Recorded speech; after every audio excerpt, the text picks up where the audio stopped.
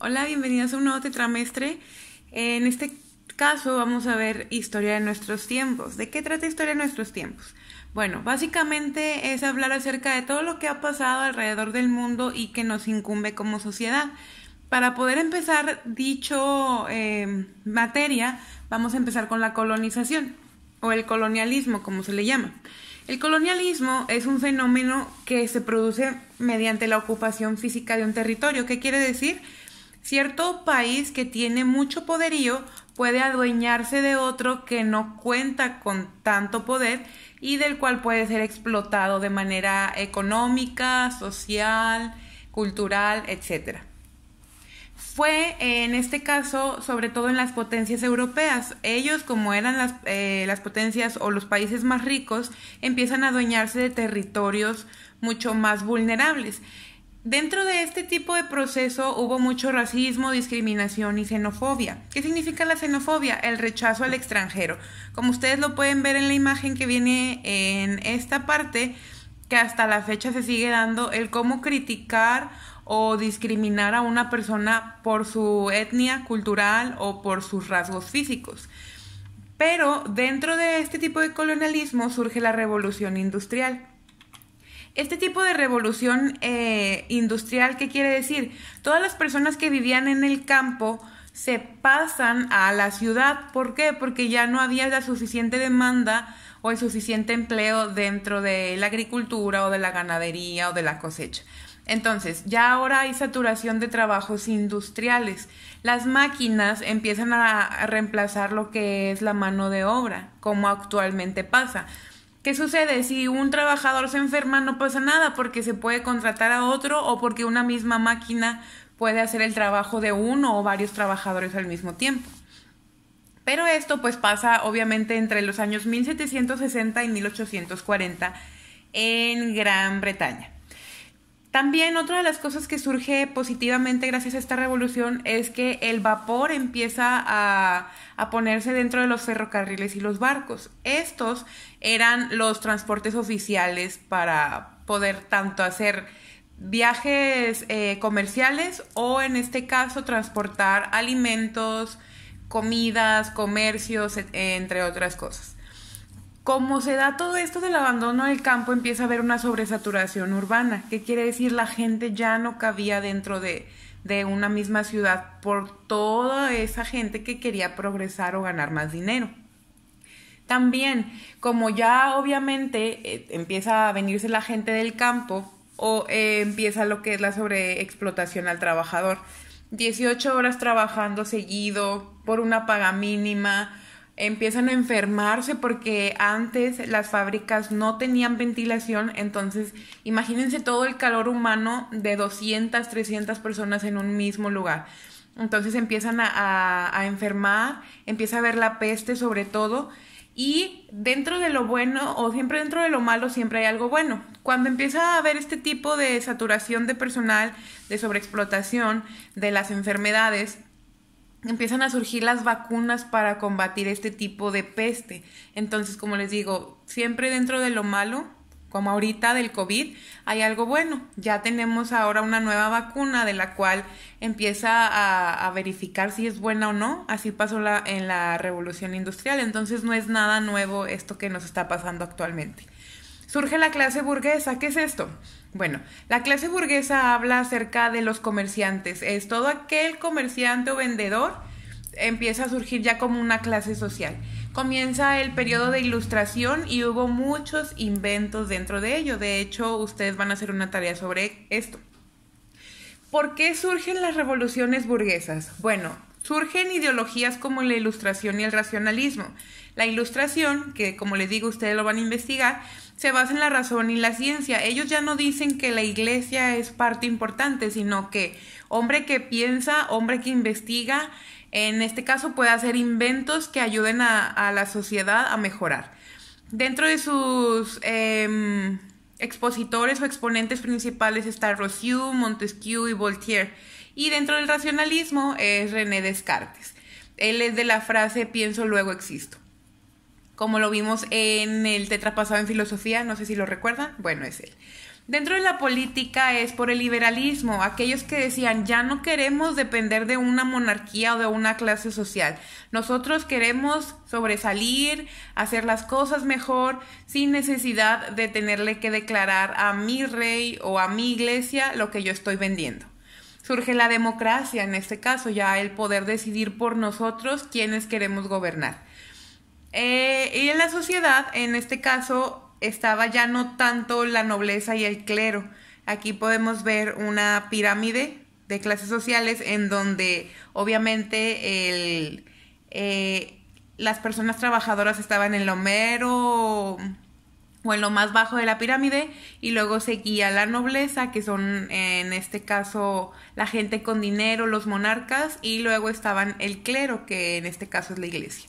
Dentro de la economía surge el mercantilismo. ¿Qué quiere decir esto? Podemos decir que gracias al oro, la plata o los materiales preciosos, la gente podía venderlos y hacerse de su propio dinero, o en este caso poder ganar un poco más. Entonces el mercantilismo es: vendo mis cosas preciosas, mis metales preciosos, y gano dinero.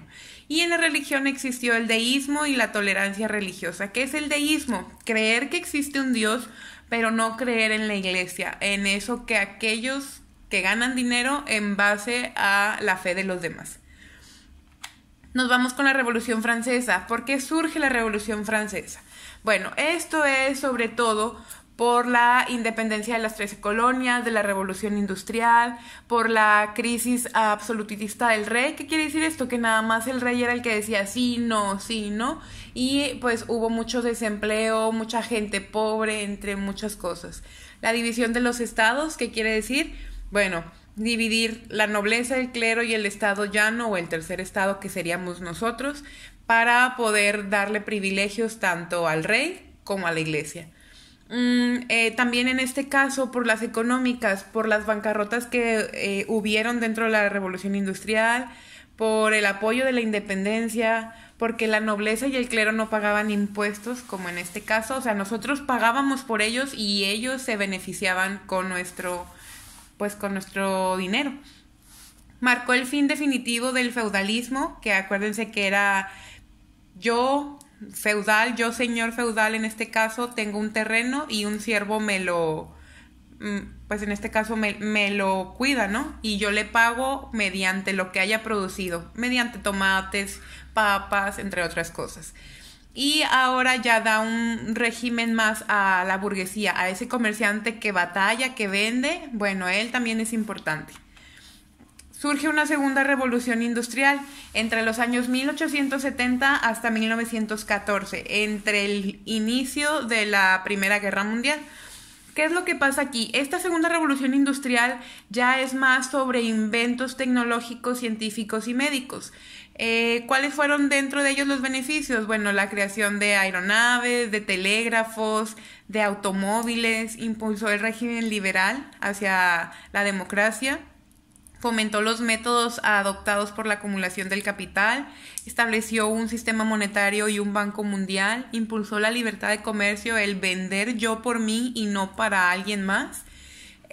Surgió y consolidó el conjunto de potencias industriales, que ahorita lo vamos a ver, y hubo una expansión tanto política como en este caso dominante de los estados europeos para África, Asia, América y Oceanía.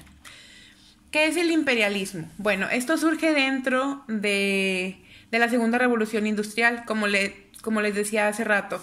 Todas esas potencias europeas, que fue Gran Bretaña, que fue Japón, que fue Alemania, Francia, Estados Unidos, empiezan a dominar más otros países que no tienen tanto poder. ¿Cuáles eran sus objetivos? Vender los productos que ellos hacían a países dominados. Obviamente enriquecerse, dominar a países que no se han desarrollado y propiciar la dependencia de los países pobres y subdesarrollados. ¿Qué quiere decir? Bueno, yo sé que en África hay mucho petróleo, entonces ¿qué voy a hacer yo? Empiezo a comprar, más bien, a adueñarme de ese territorio, porque la gente no tiene educación, porque la gente no sabe cómo vender.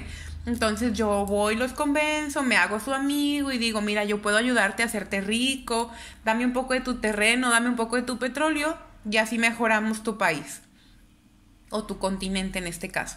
Entonces todos ellos, sobre todo estas potencias, empiezan a adueñarse de muchos territorios y hacerse dueño de ellos y explotar esas tierras.